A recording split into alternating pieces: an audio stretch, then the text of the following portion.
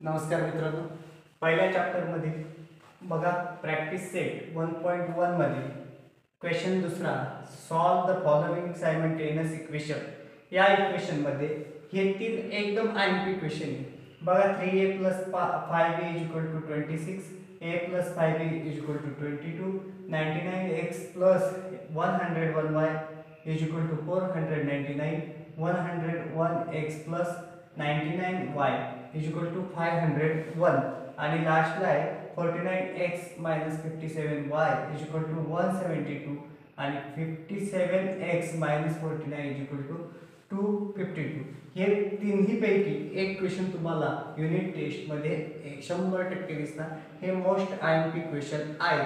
तर आपण आता या क्वेश्चन मध्ये पहिला क्वेश्चन बघूया. 3a + 5b = 26. बघा याचं सोल्युशन कसं करायचं, तर सोल्युशन लिहूया. सोल्युशन 3a + 5b = 26 याला म्हणूया इक्वेशन नंबर 1. त्यानंतर 5a + 5b = 22 याला काय म्हणूया इक्वेशन नंबर 2. आता बघा मित्रांनो, या ठिकाणी ऍडिंग प्लस आहे, त्या ठिकाणी प्लस आहे, म्हणजे आपण या इक्वेशनला काय करूया ऍड करूया. Adding equation 1 and 2. तर बघा 3a + 5b = 26. त्यानंतर a + 5b = 22. या दोन्ही इक्वेशनची आपण काय करूया ऍड करूया. सॉरी, या ठिकाणी आपण यांचं सबट्रॅक्ट करूया. Subtract equation 1 and 2. आता आपल्याला सबट्रॅक्ट काय करायचं मित्रांनो, या ठिकाणी प्लस आहे, या ठिकाणी प्लस आहे. 5b सेम आहे.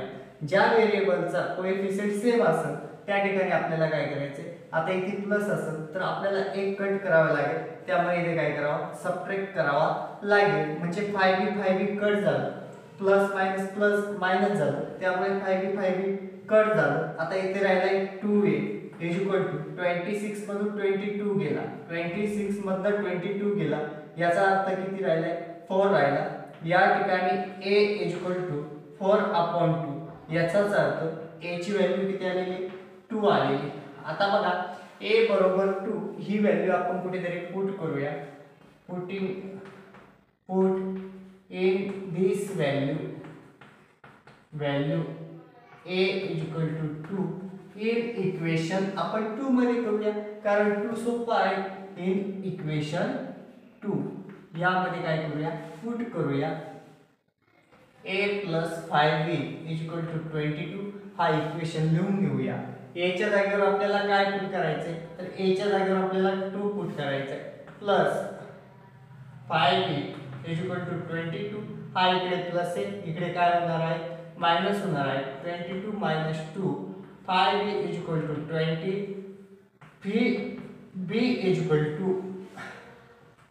इकडे 5 मल्टिप्लाय होता, इकडे काय झाला डिवायडेड मध्ये गेला 5. याचाच अर्थ b ची व्हॅल्यू काय आलेली बाळांनो 5 × 5 5 × 20 5 × 20. या ठिकाणी b ची व्हॅल्यू 4 आली.